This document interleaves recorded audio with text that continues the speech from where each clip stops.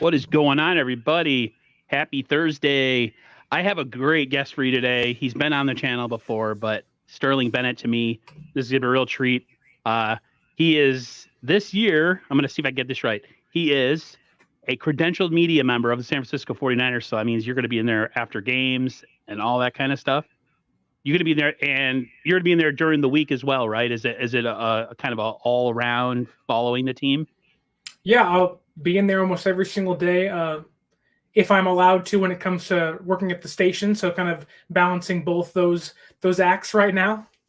Yeah, you also work for 95.7 The Game. And you also have, I think you have your own voice and YouTube channel podcast, 49er Access. So you are a busy guy. You have a lot of pots on the boil, so to speak. So to kind of lock you down before the season starts, to me, it was a you're always so gracious with your time. And I figure we do it now because I think during the season it might not be there might not be a chance in hell to do it. So what the hell, we'll do it now. And we're not ever at any loss for any news with the 49ers because there's always so much drama going on. So I figure we kick this one off with something that I wanted to ask I've been asking myself, because you're not a flamboyant guy on social media. You're very kind of your takes are reserved. You don't really go in on people or have your takes aren't like, some people, they really put stuff out there and they're kind of attacking individuals, attacking the organization. With that being said, with everything that's transpired with the Trey Lance situation and the fallout from it, do Kyle and John deserve the heat that's being put on them by fans, the media? Because I myself haven't been I haven't been attacking them too much, but there is some things that I think that, they've kind of put themselves out there and they deserve kind of a little bit of the blowback that they're getting. How do you feel about that? They certainly deserve the pushback or the criticism for the failure that was the trade up and development of Trey Lance, for sure. Unfortunately, in that case, Trey Lance and the San Francisco 49ers, it was an ultimate failure. Now, most of that failure is on the San Francisco 49ers, not Trey Lance. And so, yes, they do deserve a lot of criticism for that. And even also how they've handled the Nick Bosa stuff. I don't understand why he's not paid yet. He should have been paid a long time ago. And I also understand that a player can do his own thing and want to hold out. But they have $800,000 of cap space.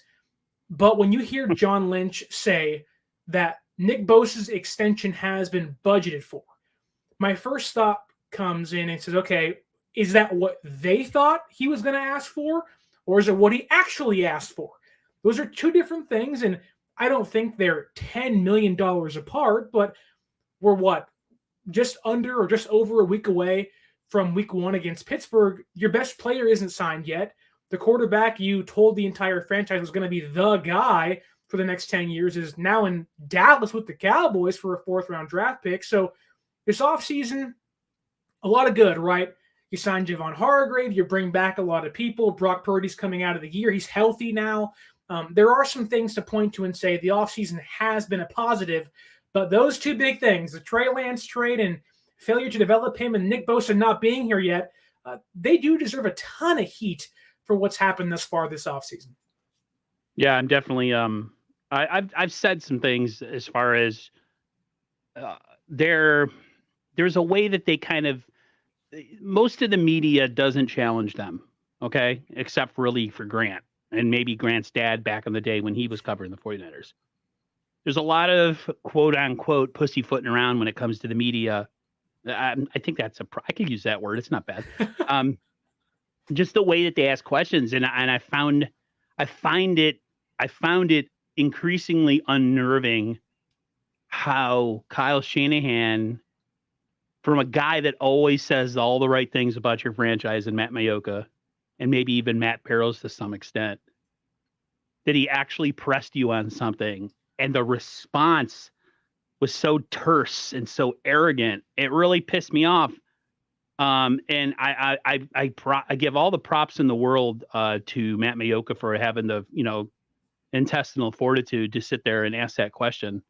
But it's fair to be asked. I mean, you gave up so much for this guy. You sold this guy as our version of Pat Mahomes and Josh Allen, that he was going to come here and unlock the future, because we've been living in the past with the dink and dunk quarterbacks and our offense, the way that it's run. It's always been kind of a facilitator behind the center. And then you don't end up developing him. And then out of all places, you ship him to one of our classic rivals that most fans who are my age and a little older hate so much. I'm going on 44 this year. I hate the Cowboys. I hate them more than the Seahawks. I hate them more than the Rams. It's the Cowboys, man. Like, there's always going to be that feeling because they kicked our ass in the early 90s and, whatever. But man, just the way that they kind of the way he kind of clapped back at Matt Mayoka with that just terse response, that really unnerved me. And it's like, you really haven't earned that kind of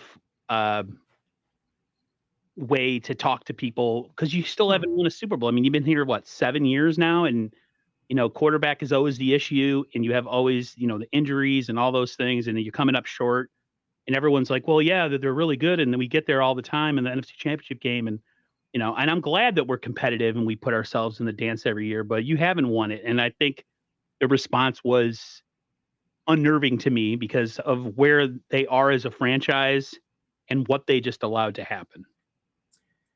I wouldn't say they haven't earned the right to push back on media. And I don't even think the question was that tough of a question. But I do think the way that Kyle Shanahan responded was almost like, how dare you question me?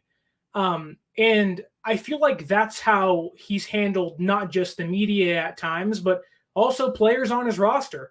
You can think what you want of Jimmy Garoppolo. There's a reason they didn't get along, because Jimmy didn't do things the Kyle Shanahan way.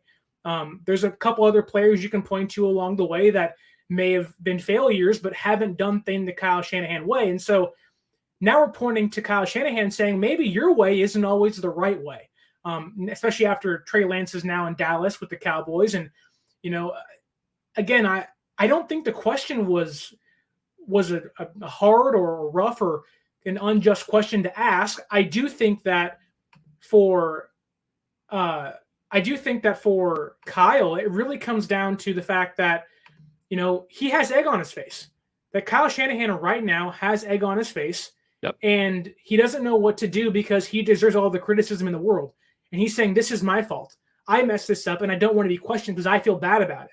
Like, when Trey Lance apologizes to you, not for messing up, but just because, it didn't work out here.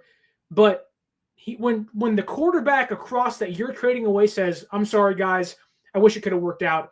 And you have to ask and answer questions by the media, and you refuse to go to the podium the day of the trade or the day of him being labeled quarterback 2 or 3, then you can't even answer simple questions as to, hey, Kyle, the guy who used to be here called the quarterback situation weird.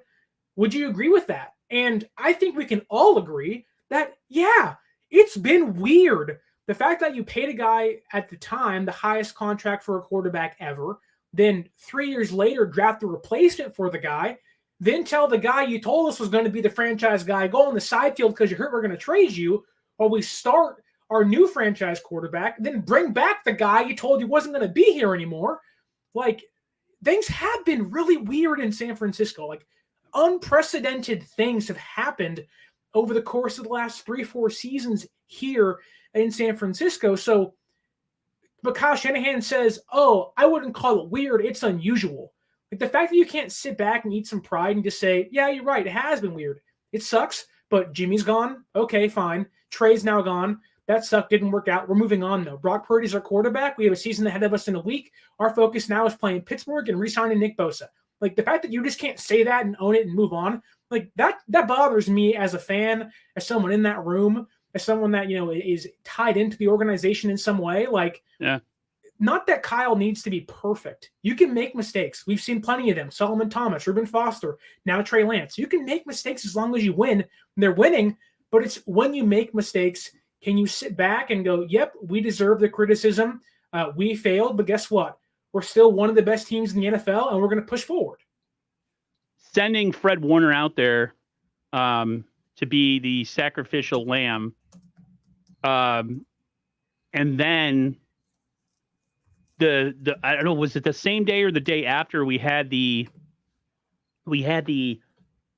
had like a press conference where essentially it was pre-recorded with pre-approved answers. That to me really sat really hard. That really didn't sit well with me. Like, dude, you and John and Kyle like to control the narrative. There's no question in my mind. And for the most part, it's been positive. But when it's negative, they still try to control the narrative. And I think that's where a lot of fans are really frustrated with the organization. So to me, it's just a matter of if they win this year, a lot of things will be forgotten. If they don't win this year, a lot of questions need to be asked. Now, I'm not of the fire Kyle Shanahan, John Lynch group, because if you don't have a replacement that's better, you can't make that move. Unless you're bringing in Andy Reid or Sean Payton or some high-level coach that is well-respected and has a great program that you can, say, okay, right, maybe the Kyle Shanahan. You can't do that. But they should definitely have their feet held to the fire. And I would love to know behind closed doors how Jed York feels about the situation. Well, people forget that Jed York signed off on this, right? Jed York said in the press conference, 3 years ago, if Trey sits 1, 2, 3, 4, 5 years, I'm okay with that. The issue is that Trey got hurt in 2022, didn't play. Shanahan soured on him. And he said, Brock Purdy's played better. He's a cheaper contract and runs the offense more efficiently right now. We have to win. We can't wait on Trey. I don't think there really is anything Jed York can do. He's kind of tied his hands of giving Shanahan and Lynch all this, all the control of the team, which understandably so. They've been to a Super Bowl. They've been to, 3 NFC championship games. They've earned the right to have full control over the decisions over the team. But if I'm Jed York, I'm sitting there saying, okay, I agreed to pay Jimmy Garoppolo top-tier money, and I also agreed to trade away 3 future first-round draft picks for a player that's only played Division II, college football with no experience whatsoever, and I'm going to trust you can develop this kid. You failed in both those aspects. You moved Jimmy out of town if you agree with it, that's fine, but the guy that was going to replace him, when we had a good thing going, now, the limit of that could be different, but we had a good thing going. You're winning a lot of games. You moved on from that. You essentially brought in a distraction per se. I'm not calling Trey a distraction, but I'm calling another quarterback a distraction into the room. You may have, to a certain degree, divided the locker room, made things awkward, and jeopardized getting players like Micah Parsons, Asante Samuel, Jr., and really beefing up the team where you see free agents like, Mike McGlinchey leave. What if that was Rashawn Slater? You're in a year where you have to pay Deebo Samuel big money, and Brandon Ayuk now is going to be a free agent after this season.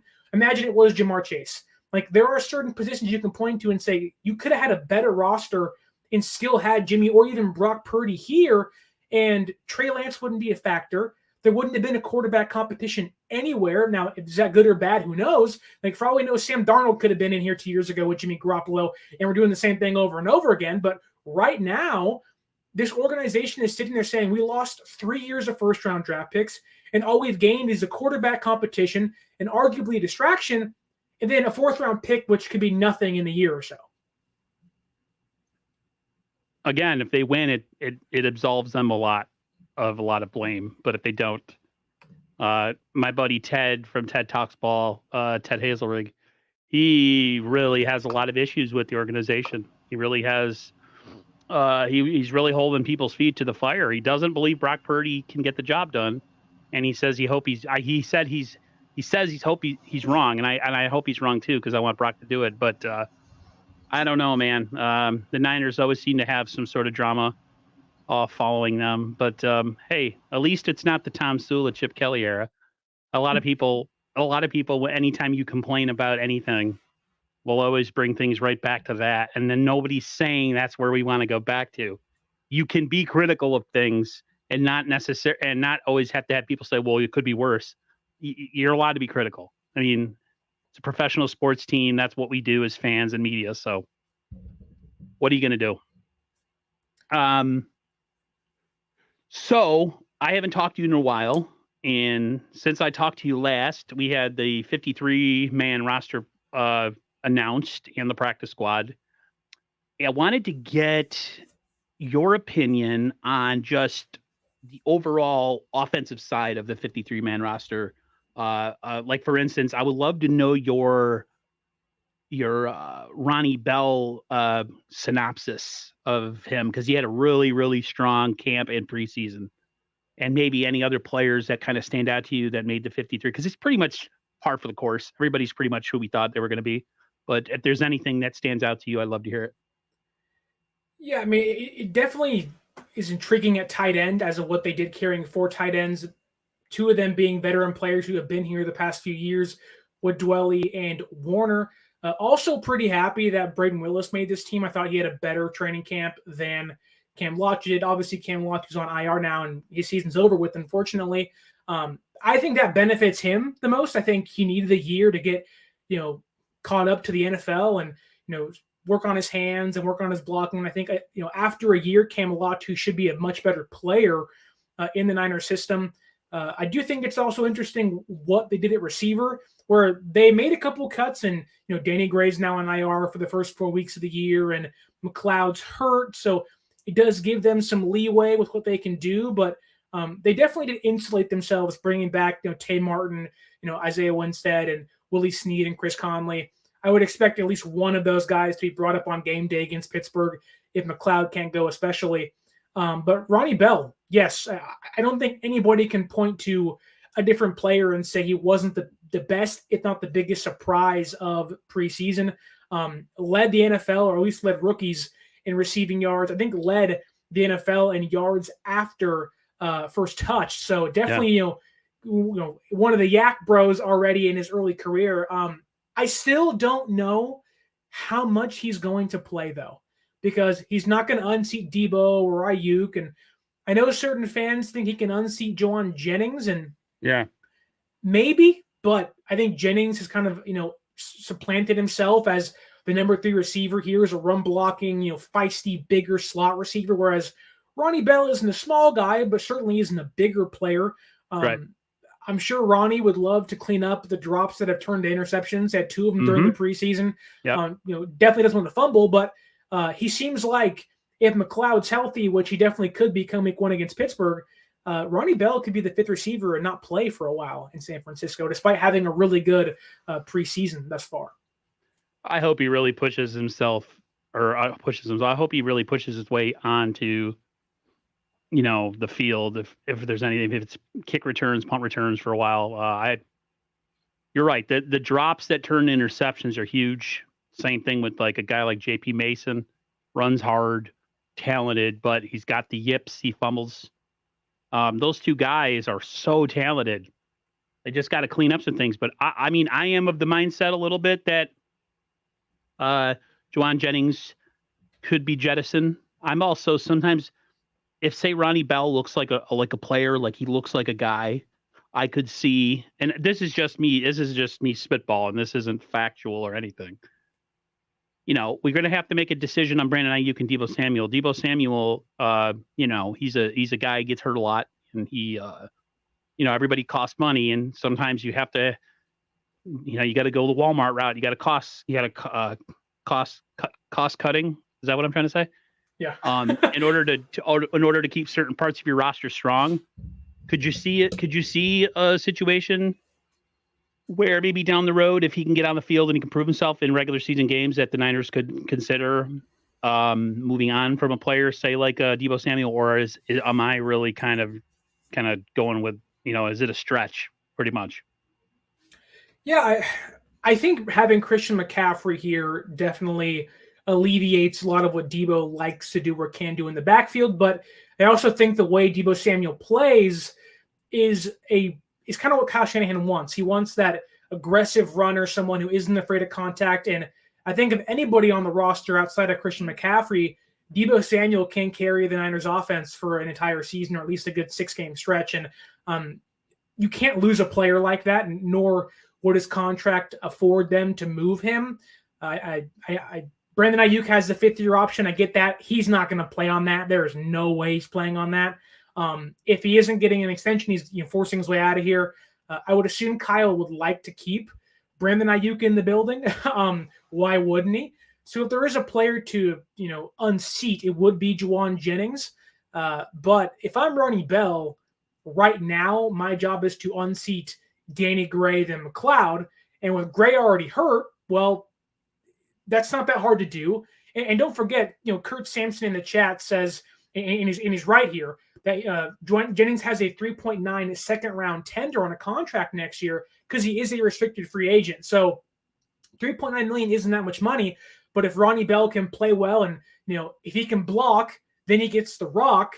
He could unseat Jennings. They let him go in the offseason. They get a second-round pick back. So, there is, for the Niners who like to move around picks and like to get some comp picks back, moving Jennings to them might be worth a second-round pick. Whereas having someone like Ronnie Bell play well and unseat him, that to me is kind of the long view of things they have, right? Where we have Jennings in a couple years, we can get a second-round pick for him. We can draft Bell and move on from him in a season or so. So right now it does feel like that is kind of the plan where Bell plays good enough this year, gives them confidence coming into next year to unseat Jennings, let Jennings walk, get a second-round pick, and you even have a cheaper slot option behind their top 2 guys if Ayuk does indeed resign.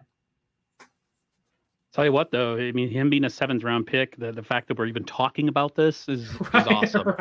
Right. I mean, most 7th-round picks in general are forgotten players.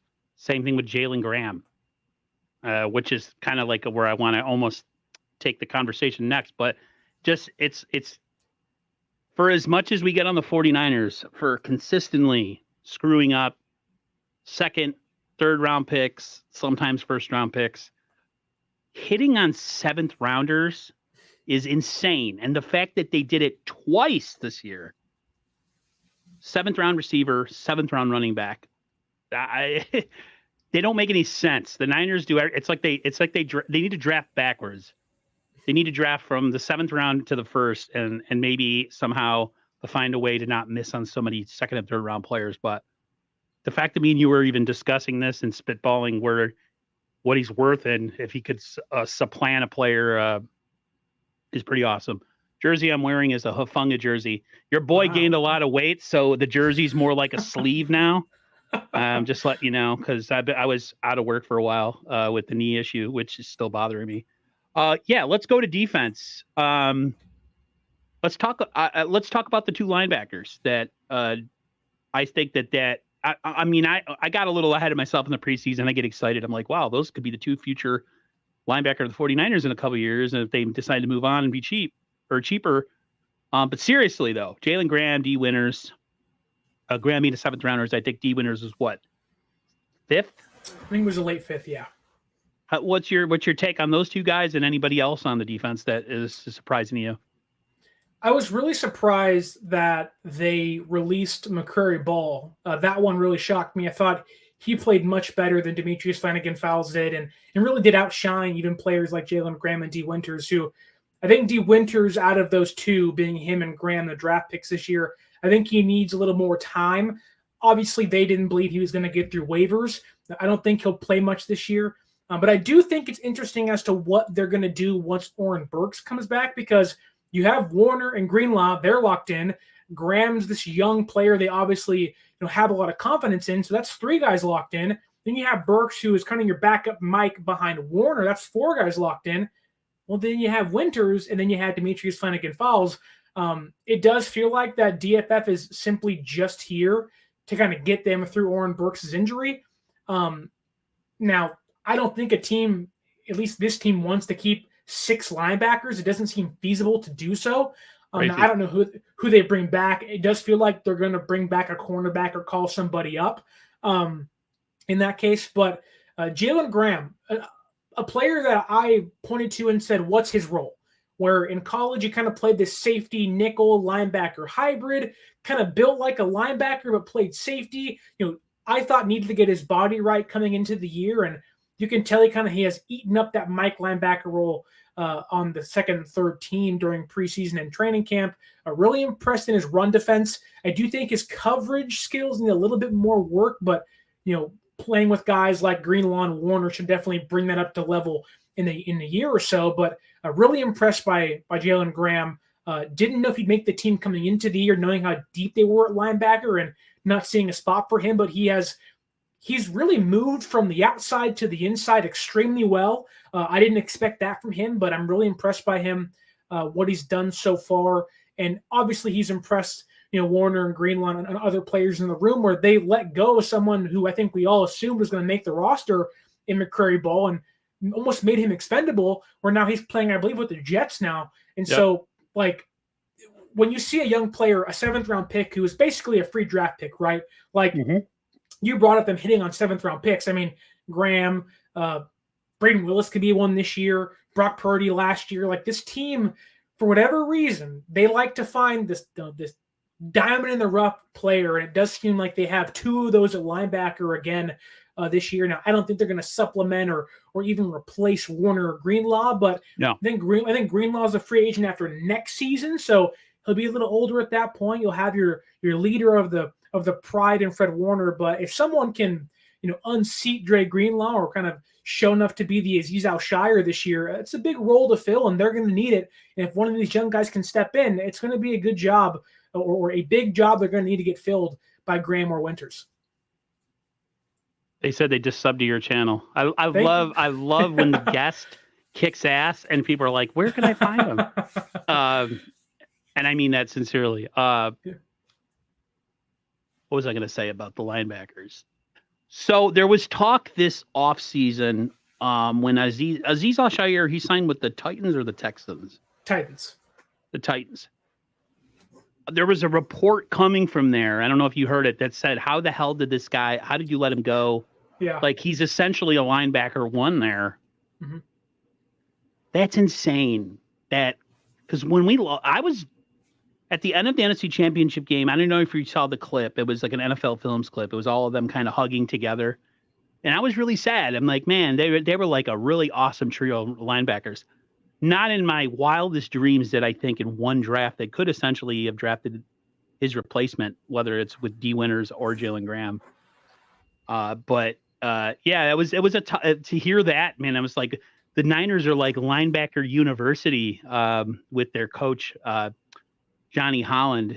He's a really good linebackers coach, but you got to give it to the players too. I mean, it's not just coaching. I mean, if the players has any talent worth anything, it's going to show. So that to me showed up really well this preseason. The fact that we have that many linebackers and we haven't moved off of any of them yet, which is kind of weird. So I wonder what they're going to do there. Anybody else on defense? How about Jair Brown? Any thoughts on him? Yeah, I thought he played really well when it came to there was a lot of conversation that he's a slower safety, and I agreed with that. He's not a very fast guy when it comes to his 40 time, but we're kind of waiting and kind of just biding our time to see him get in pads and see how he was going to play when the bright lights came on under Levi Stadium. And I think he showed that the instincts are there. The Hufanga type instincts are there, right? To make a big play, to stop 2 touchdowns in the first 2 games towards the goal line, to make up, on a teammate's mistake, Ambry Thomas, especially against Denver, to track down that tight end running towards the sideline for a touchdown to stop him. That's you can tell the motor is there for him. Now, I don't think he will replace Deshaun Gibson this year, at least the first 10 weeks of the season. I think they're going to need that knowledge of, where a ball is going to go behind Hufanga. I think Jair Brown is a player you can put out there, 15, 20 snaps a game in 3 safety sets, maybe even have him play nickel on certain sets. But I do think that you give him 10 weeks to learn and kind of help with or learn from Hufanga on the instinctual side of things, how to play fast, how to play in the box, and really trust yourself in what you see. But also when you learn from Deshaun Gibson, someone who's seen every single type of play there is, in the Right. NFL, to see someone or pick the brain of a veteran like that for 11 years in the NFL, play with Jacksonville, I believe during the Saxonville era out there with Duval, then also played for the Bears, like a player that's seen literally everything an offense can throw at you, to pick that player's brain. With having this Gibson's likely last season in the NFL, this is the best case for Jair Brown, to have two players that he will need to learn from in the same room. Week 15, week 14, going into the playoffs, maybe we could start to see the ascension of Jair Brown into a starting role, and I'm really excited for him because he plays so fast that we could have two playmaking safeties on this team for the first time, truly, since Deshaun Goldson and Dante Whitner back there during the Harbaugh era. Yeah, it's with Jair Brown getting a chance to sit behind a guy like Gibson. What a fine Gibson was last year, just a late signing before the season. He becomes one of our best defensive players, gets a bunch of interceptions last year.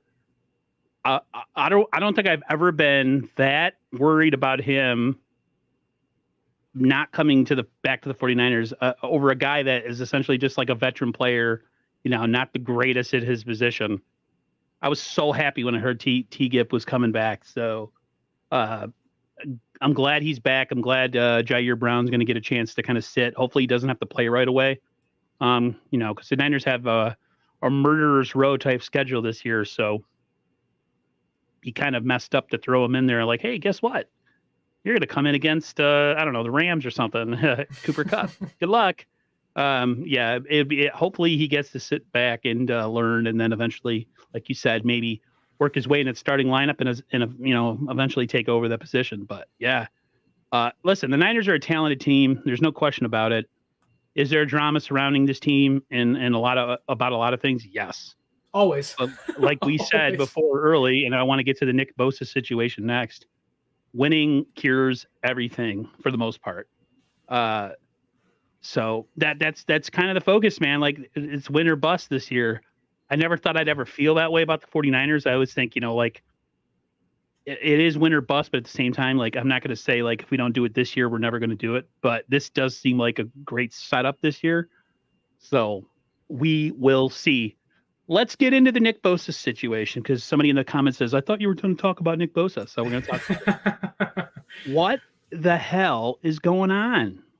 Where is this guy? This is ridiculous.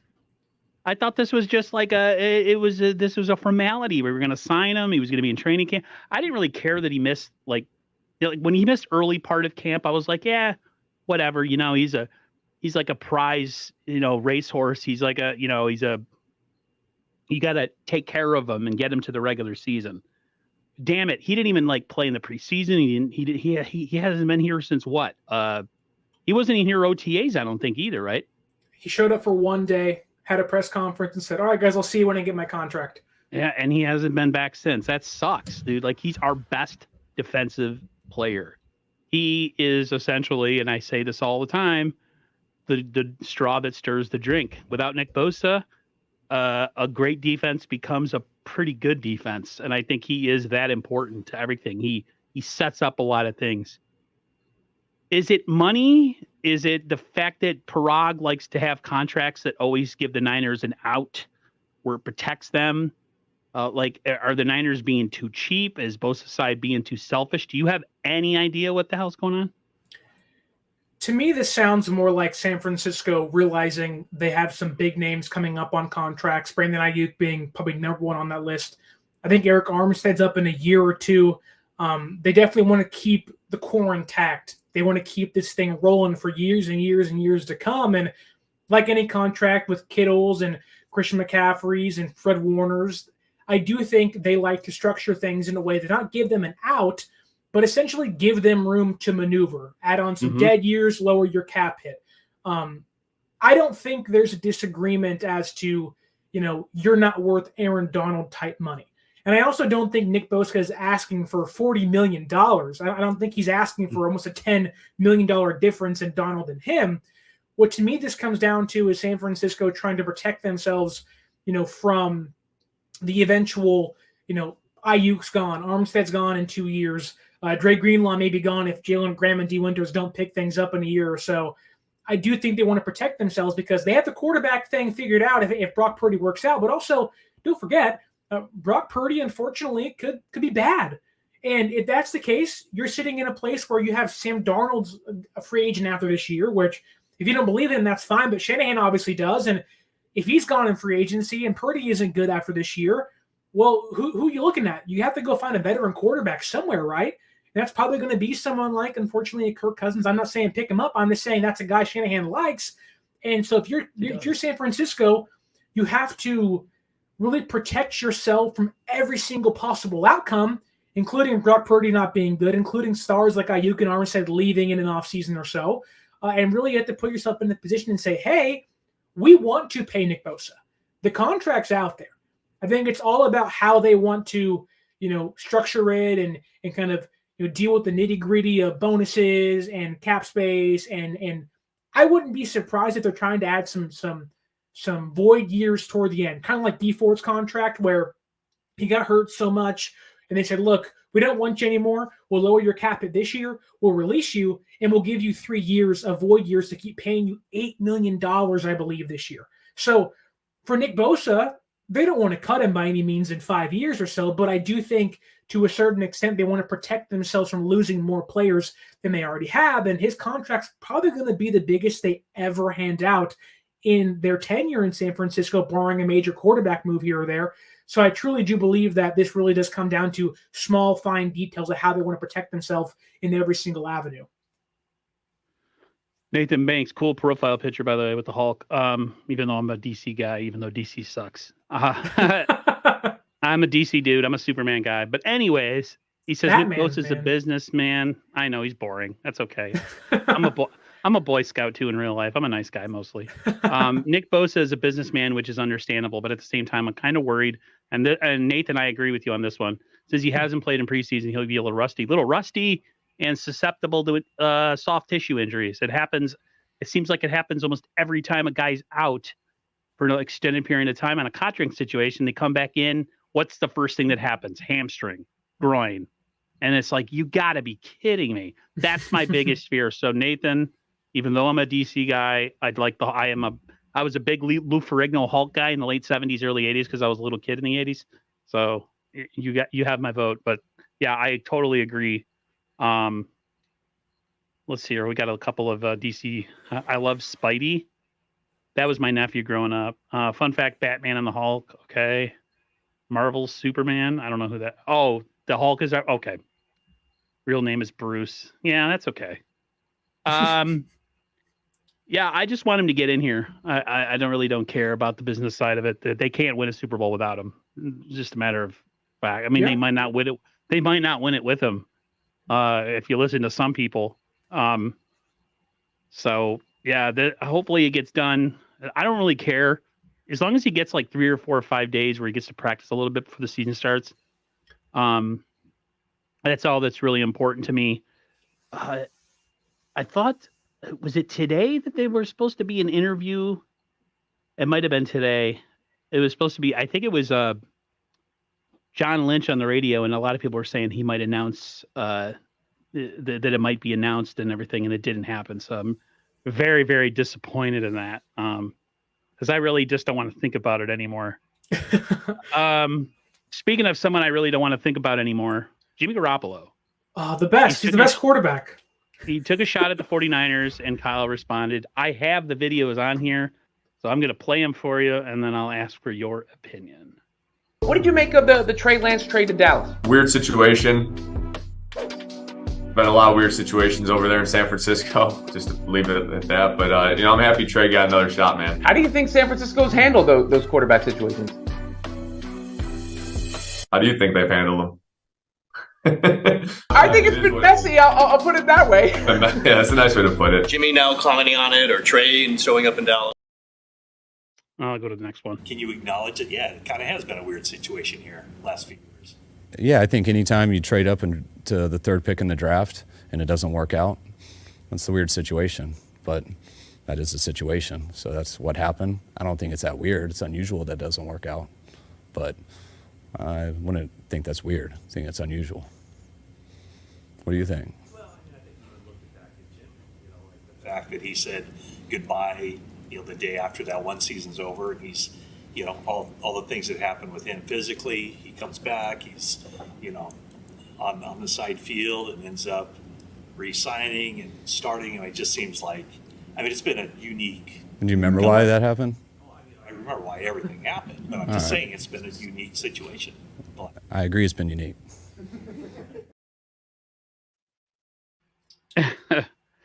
Let's unwrap that. We kind of talked about it already a little bit, but why? Like Stephen A. Smith, he ripped Jimmy. He's like, you know what? We don't want to hear from you. Shut up. Just and then he kind of banged on him for the missed throw in the Super Bowl. Was that necessary for Jimmy Garoppolo to take a shot? Do you care? It bothered me a little bit just because of how much crap they put up with him and him being hurt all the time and all that. How'd you feel about that? And then I understand both sides of the response from Kyle. I like that Matt Mayoka, like I said, he stood up to him, and at the same time, but I don't know. Kyle just, like I said, he was terse. He was just very stiff with Matt, but I don't know. Whatever. What did you think about Jimmy Garoppolo's parting shot with the 49ers? Well, what part of it was a shot? Because I don't think he said anything that wasn't true. No, it was definitely true, but why say it? Why do that? Like, be above it. He was asked about it, where it's like, hey, Jimmy, you were in the room. How was it there in San Francisco? How do you view the Trey Lance trade? And I think, well, yes, there were a lot of things about Jimmy Garoppolo as fans, as the team you can point to and say, you missed a big throw in the biggest game of the year, ruined your legacy. We lost our chance of getting our 6th championship. You were hurt a lot of the time. Like, there are real things you can point to and say Jimmy Garoppolo failed in this aspect of the game. And I know Kyle Shanahan and him don't have a great relationship dating back to 2019 and really dating back to 2017 when he really didn't even want him. And Lynch had to kind of coerce him into getting him. So, yes, there are certain things with Jimmy's history here in San Francisco to point to and say, okay, like, it's pent-up frustration over time. But I also think you have to look at things from Jimmy's side of things, where Jimmy's looking back and he's saying a guy that was drafted to replace him that is also now traded out of the building. And Jimmy's like, yeah, like, that was awkward and weird. Had you never drafted Trey, and I, being me, get why it did happen. But Jimmy's sitting back saying, if you didn't draft Trey, we could have had 2 more first-round picks while I was here. And we could have made this team better, and whether it was the offensive line or another receiver or a tight end for George Kittle, who knows, right? And so, yes, they have a frayed relationship. Kyle's obviously so done with Jimmy Garoppolo at this point. Doesn't want to talk about him. Him saying, I don't care what he has to say in a different clip. Like, he just doesn't care. But I do think it's kind of funny that Kyle won't even admit the fact that it was weird. He uses a synonym instead of using the actual word weird by calling it unusual. Like, Kyle, just say it's weird. It was uncomfortable for you as a coach, uncomfortable for us as a fan base, and I can guarantee it was uncomfortable for Jimmy and Trey Lance. So just call it what it is. It was weird. It's failed. Really all 3 parties have a right to be bitter in their own way. And Jimmy is just saying, yeah, it was weird, but Kyle just seemingly cannot let the fact go that he messed this up, and now he has egg all over his face. I'm kind of pissy with both of them. Okay. I'm pissy with Kyle's response because I think Kyle's a very petulant person. Yes. Yes. His dad was kind of the same way. His dad was his dad was a dick, just like him. But at the same time, like, I don't know, man. Sometimes with questions, the best answer is a non-answer. And right. I know the guy was doing his job to kind of get an answer out of him, but I feel like, I understand that him and Kyle didn't have a great relationship, but they also stood behind him and allowed him to come back from all those injuries and gave him his job back time and time again. And I don't know, man, like, I'm just one of those people. I would have took the high road in that situation. I probably wouldn't have said anything, but I don't know. Both of them kind of got me on that one. I can understand your explanation, and I agree that Kyle and John need to just sometimes quit all the political talk or the, always dancing around answers and questions all the time. They do that. They are master politicians. John Lynch should run for office because he could say a whole lot of stuff and say nothing at the same time. Like, Yep. That's John Lynch's MO. But that was what he was brought here to do. When Kyle gets pressed, he shows his crusty side where he's kind of a jerk. He's arrogant. He's very haughty when it comes to this team, and he rarely thinks that he failed. The fact that he admitted that he failed on Trey Lance, I was just like, whoa, wait, what? But I don't know, man. It is what it is. But I wish it never happened. Like you said, I wish we would have had those extra draft picks and drafted the guy from Dallas to be our other pass rusher on the other side of Nick Bosa and Micah Parsons, but it didn't happen. So it really is not a really big deal. But I wish Kyle would have just answered the question, been straightforward, and Jimmy Garoppolo at the same time, if he would have just answered it and not be taken. He just he had to get that little nudge. That if he would have just said, you know what, I'd rather not comment. I'll leave that. I'll leave that to the imagination of the guy asking the question. So it is what. Well, I do think if Garoppolo, let's just say hypothetically, if he was still in San Francisco, I think he answers it the way you want him to, right? Where it's like, oh, it's fine. Trey's a good guy. He's a good friend. He's a brother of mine, which Jimmy has said in other interviews, even after him being in Las Vegas. So I do think had Jimmy in a weird scenario, if he was still here in San Francisco, or had this been last year, he would have said exactly what you wanted him to say.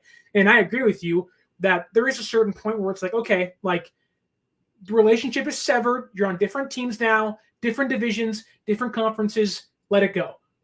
But I'm sure for Jimmy, who, let's be honest here, he has had to bite the bullet a lot when it comes to dealing with Kyle Shanahan, and whether it's the injuries and the back and forth to 2020 of can he play? Should he be able to play? His ankle's okay. No, it's worse than we actually thought initially. To then, go and drafting Trey. Jimmy's kind of had to bite his tongue. And again, that's just me trying to get inside his mind. Like maybe he feels that it's okay now to open up to a certain extent. And, it's kind of like, when something happens and 20 years later, it's a tell-all book about blank, blank, blank. Jimmy's kind of like, I can say what I want now and not get in trouble and not get yelled at for whatever it is. Like, and now him being in Vegas, it's like, whatever, like, screw Kyle Shanahan, I'll say whatever I want to.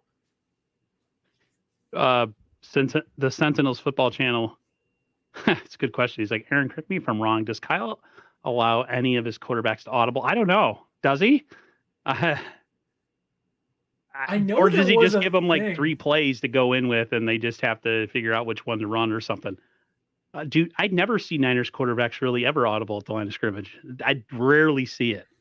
Yeah, I don't think. Well, there was a play in Philadelphia in 2021 where they were on the road in Philadelphia where Jimmy did audible and Debo got a big touchdown or a huge play out of it. So it's very rare, and maybe you wouldn't call that an audible, but there have been very certain situations where it does happen where it's noticeable, but other times you don't see Purdy or even Trey or Jimmy rarely ever did it in the past, 5-6 seasons here in San Francisco.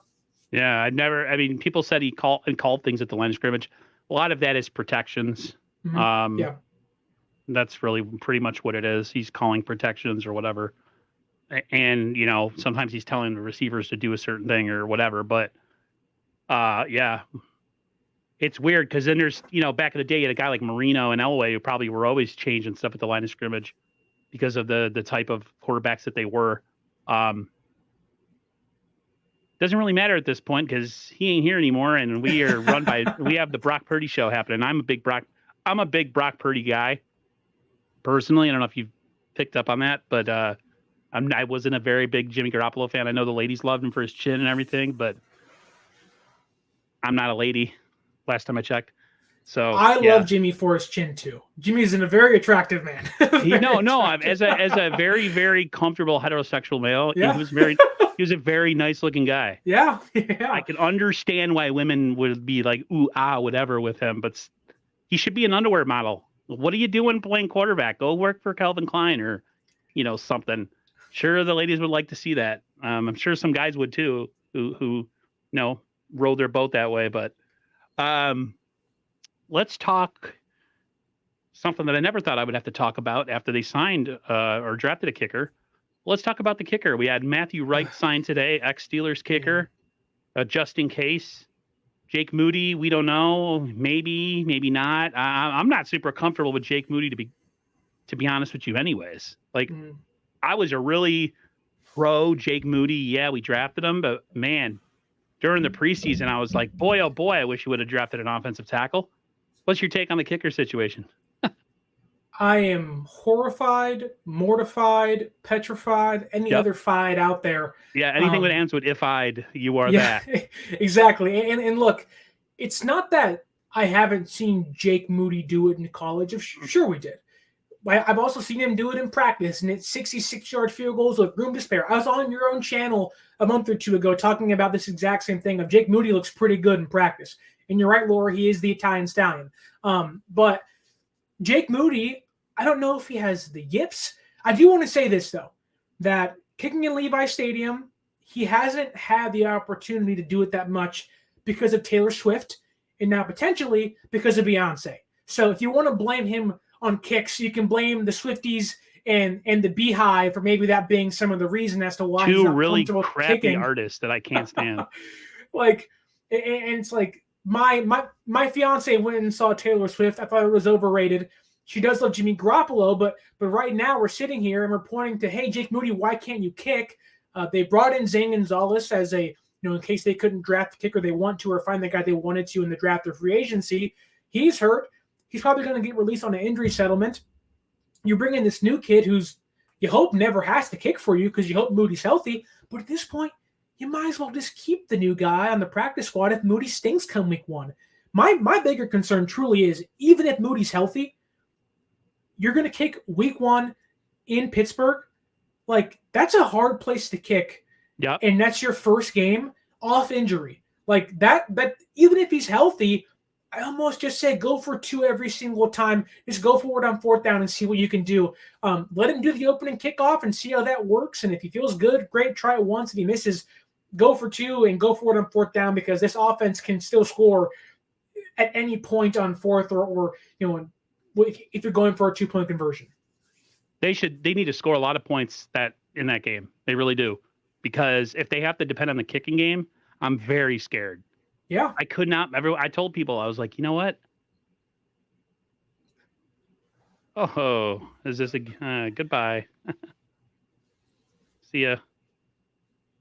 I was watching the preseason game and I was just like, man, did we make a mistake drafting this kid? That was what I thought. And I was so like, yeah, we got the best kicker in the draft. Woo! And one of my boys, his name is Brian Culp. We do a show on Monday together with another group of gentlemen who I love very much. And if you go to his YouTube channel, like one of his overlays, he's got Jake Moody all in the corners and stuff. And even he's just like, damn, wow. Uh-oh. Uh-oh. Like, that's not cool, man. So hope they just score a lot of points and we don't have to worry about that come week one because I am horrified, like you said, in any other if-I'd word that ends with if-I'd. So what's weird too, right? Because you would think the two positions or at least Kyle Shanahan would want a veteran player at would be kicker and quarterback, and he's reliant on essentially two rookies to lead his team in those positions. Well, you can argue quarterback contract fixes things, but Kyle Shanahan's offense is very complicated and it's worked best under veteran quarterbacks. Kirk Cousins when he was in Washington in year 2 or 3, and Matt Ryan being the best examples of that stuff, and even Jimmy Garoppolo here in San Francisco. But then you have kicker, which Robbie Gould was really good. Matt Bryant in Atlanta was really good for a long time for him. And now we're sitting here saying, okay, we have two young, essentially unproven players in Brock Purdy and Jake Moody. Lead our franchises and score all these points for us. And you're like, if they both fail, yikes. And if Jake Moody stinks, okay, so you missed on a franchise quarterback in Trey Lance. You missed on a kicker when you had a fine veteran guy in Robbie Gould behind him. Again, I get it. He's an older guy, couldn't kick outside the 50-yard line. I get all of it. But if you're missing game-winning kicks and you're gimmies, extra points, like you shouldn't be in the NFL. You are Robert Aguayo 2.0. And we know what happened to him. He's out there bagging groceries at the Home Goods in Tampa Bay. Like, you don't want that to happen. And right now, it doesn't look so good. Right. Yeah. I mean, people can get the yips, but it's like, geez, dude, you just started. Like, I could understand being a successful kicker and then getting the yips. Sometimes people get it on the golf course or whatever. They just. Well, Brett Maher last year at Dallas, right? Same thing. Good kicker for a long time and then sucked come playoff time. How about Chuck Knobloch? For all Yankee fans, he couldn't throw to first base anymore. It was just a mental thing. It happens, but not right away, right? How really? You were the most successful college kicker probably of all time. At a really hard place to play. The weather's horrible in Detroit, Michigan in the wintertime. I'm a Northeast guy. I know how snow and elements can affect kickers and stuff. Hard icy ground, winds, rain, snow. You're coming here to the West Coast. Your first preseason game is indoors with no elements, and you shank one so bad. Dude, that was but the one that went right. Yeah. Dude, that was wide by like the width of the uprights. Like, I'm like, oh my God, dude, they might. So yeah, let's hope we just score a lot of points on Monday and the opening Sunday. We don't have to worry about kicker, at least till we get back to Levi's. Speaking of the quarterbacks, real quick, how I had this as a topic. I says it right here. It says I do not trust our backup options.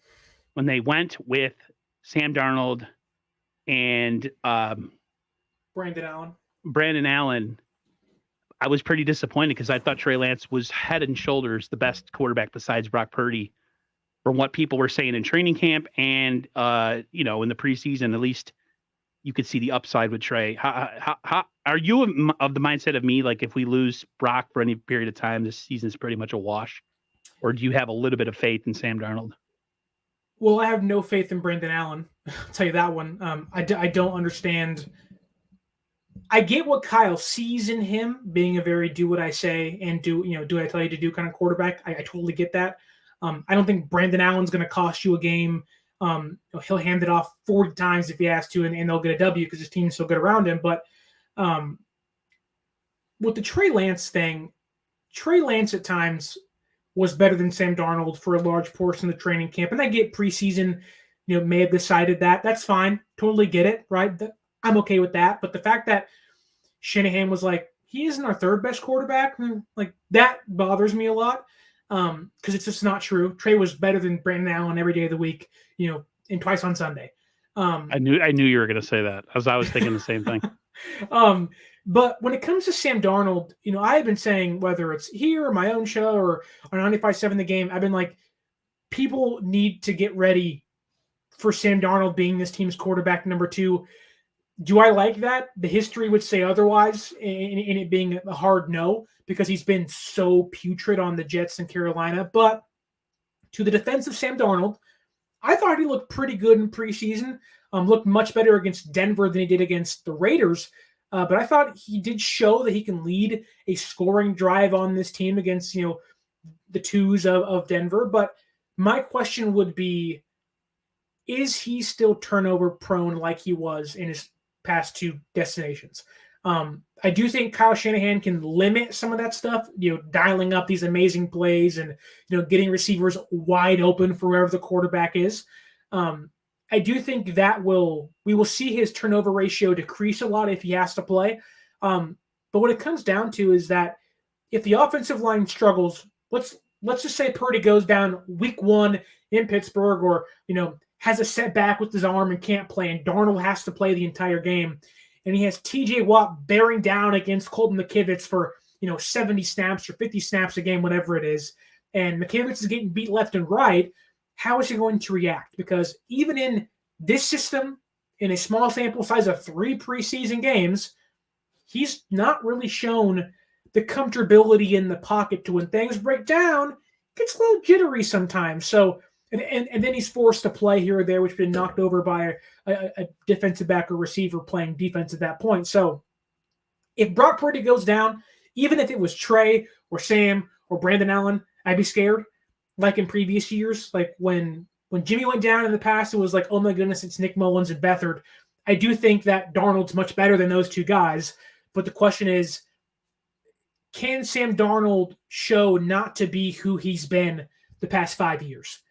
He can improve, certainly in this system, but can he show the improvement with turning the ball over less and less and really just do what Shanahan tells him to do? You can live in the intermediate and win so many games, but if Purdy goes down, the team is not winning a championship, unfortunately. They're just not. Like, they need Purdy to be healthy all year long. Yep, their best chance is with Purdy. Even people who are staunch, analysts who know that Purdy lacks a lot of things. I mean, you just looking at him, the one thing they will say, and then I'll quote, I have it as a topic, but I'll kind of intermix it into what we're doing here as we wrap up. Even Joe Montana, because Larry Krueger was on 95.7 The Game, and he asked Joe Montana about, seeing similarities between the two of them. And he was like, I'm not trying to put that on the kid, but he says that Brock fits this offense. This offense is tailor-made for Brock. He makes quick decisions. He makes, he's just decisive with the ball. He, everything you kind of, some of the things you could say about Joe Montana, he's accurate. He's a lot smaller than Joe, and Joe wasn't a big guy to begin with anyways. I can see, I'm not going there. I'm not going to say that he is the second coming, but there's a reason why the offense runs so efficient when Brock Purdy's in there. I mean, they didn't run like that with Jimmy. Jimmy was good at certain points. He could, the Niners would score some points, but you watch Brock Purdy, and I tell people, you look at him and you're just like, I don't see it physically, but yet they move the ball all the time when he's in there. And I can't explain it. I don't want to explain it. I just want it to be. So hopefully, like you said, we just avoid all that and we don't have any injuries, because Brock Purdy, he looks like a guy that could work at, Whole Foods or something, stocking shelves, or he's 14, but he's an NFL quarterback, and he's the NFL quarterback for the San Francisco 49ers. And fired up 49ers says, they averaged 35 points a game last year when he was in there. I know a lot of people are going to say, well, anybody could do that with that offense.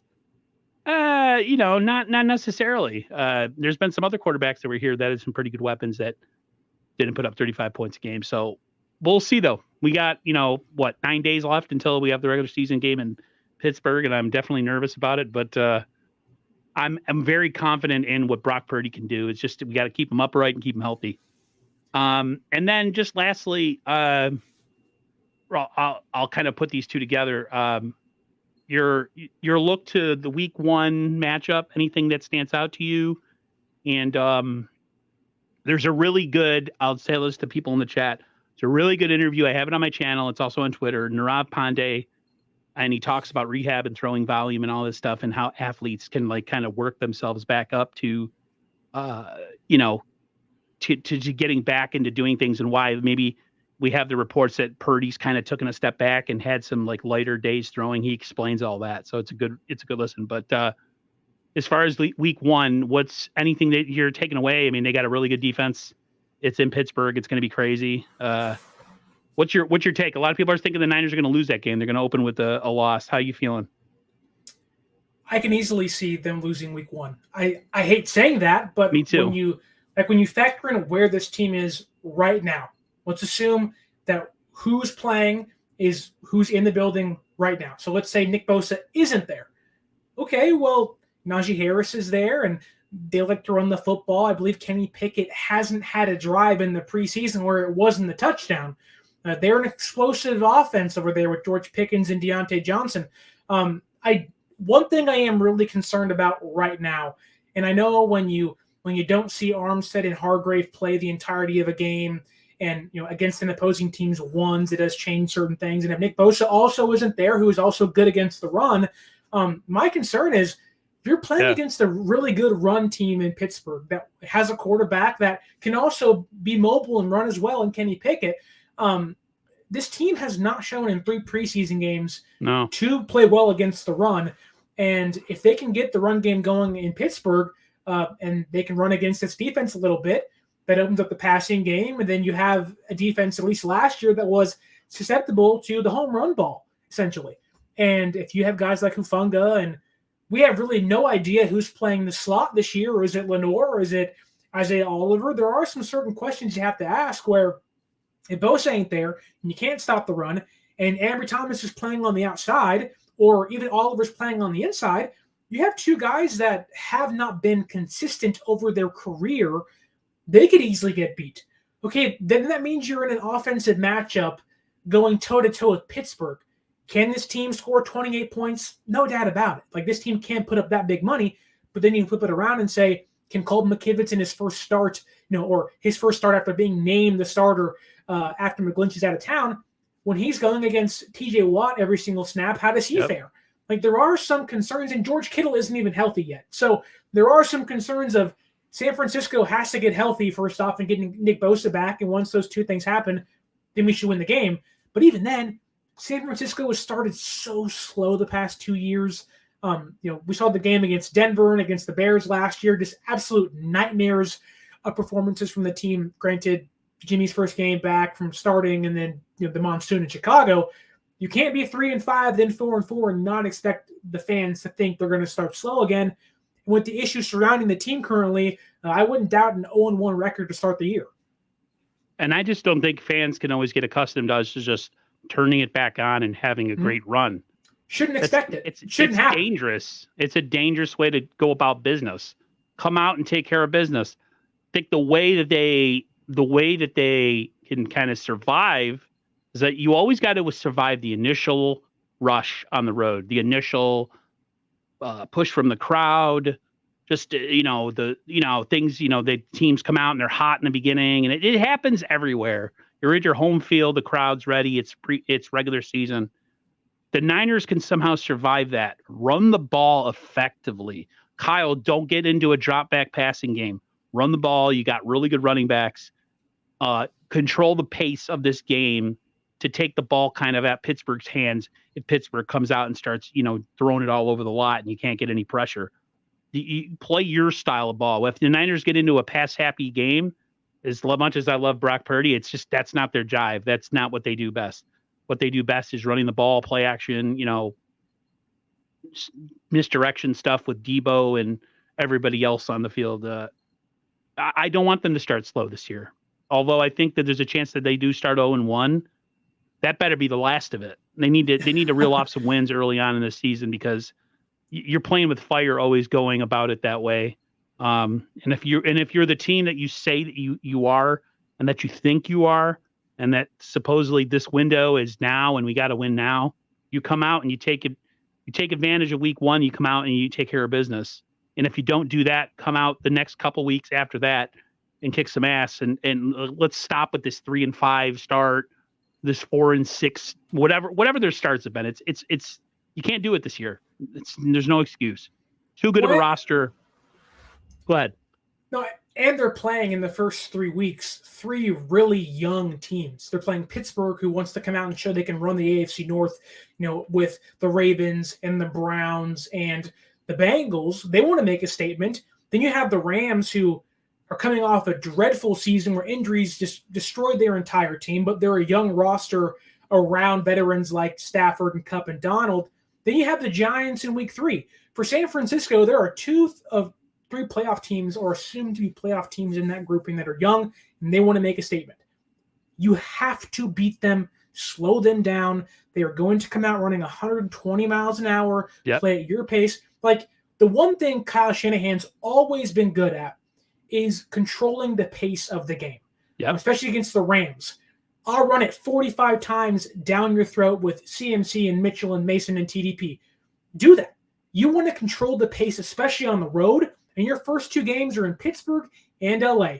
2 teams that are going to want to make a statement against you, that don't like you, that want to make a statement early in their season to kind of get their crowd to buy into them and go, maybe they're not going to be that bad. And so if I'm Kyle Shanahan, we're getting the heavy doses of Debo and CMC and Mitchell and Mason early, and just let Kittle feast on these short yardage and have a drive be 13 minutes long and go, you don't have a quarter to play with now, and we're up 10-0. That's what I want to see in week 1 against Pittsburgh. Ideal would be 3-0, but a more likely start is 2-1. They have a chance to reel off some wins early in the season. They do have a stretch where they play Seattle, Philly, Seattle. You got to get some wins under your belt before you hit that stretch, because there's a chance you could have a losing record coming out of that stretch. So yeah, they need to take advantage of things early. Let's not play with fire like we always do and come out and dick around early in the season and then somehow have to find a way to come out of it. So yeah, that's kind of my take on the season. I'm excited, but this is definitely and you even tweeted it yourself. I think you tweeted yourself. There's just this weird thing that's kind of surrounding this team right now going into this season. There's just a weird energy that's real negative. But like I've said, and you said, winning solves all of it. So hopefully the Niners do a lot of that this year. And we're in the deep playoff run again and maybe actually do something with it. For the first time since I was 15, I'll be 44 this year. Think about that. 29 years. It's a long time. But everybody, thank you so much. Thanks for supporting the stream. For me and Sterling, I'm going to let Sterling go. He's probably got like 18,000 things to do because he has like 80 jobs on top of his own YouTube channel and working for 95.7 The Game and covering the 49ers as a credentialed media member. He's kind of busy. So we're going to let him go. Everybody have a great rest of your night. Stay safe and healthy, and go Niners, everyone. Take care.